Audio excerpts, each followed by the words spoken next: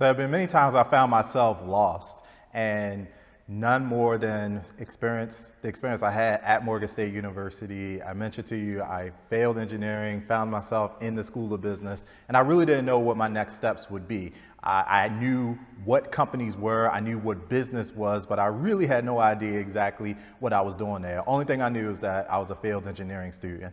Until one day, this young lady came running into our class, all excited about this organization called Toastmasters. And she said, you know, you could practice becoming a public speaker. And obviously, I am an introvert. I had no interest in standing in front of an audience and trying to lead them to anything. And so I saw it as a challenge. I saw it as an opportunity, the proverbial mountain for me to be able to climb. And so I said yes. And not only did I say yes, I volunteered to speak at the very first meeting of this new Toastmasters Club at Morgan State University. And so if you have been sitting with me in this, picture yourself in a small classroom. It's hot, it's sticky, and we're in our very first meeting in Toastmasters. You would have watched me as I stood up, made my way to the front of the room, and delivered my very first speech.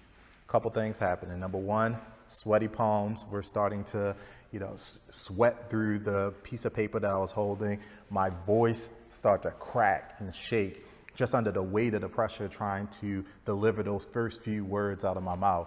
And if all of that wasn't bad enough, at one point I started pacing back and forth so much, I literally almost walked out of the room in the middle of my presentation.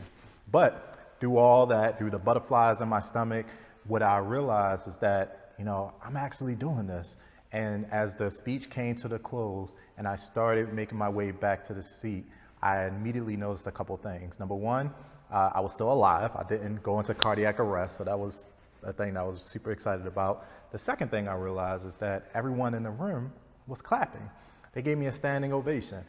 Later on, I realized in Toastmasters, they pretty much clap for everything, but it made me feel really good at the time. And the third thing I realized, and perhaps the most important thing, is that I just survived my first presentation.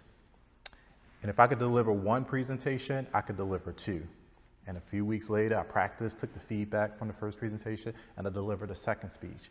And 2 turned into 4, 4 turned into 6, and eventually I delivered my first 10 presentations in Toastmasters. And that was really a defining moment for me because, again, I was able to climb the proverbial mountain.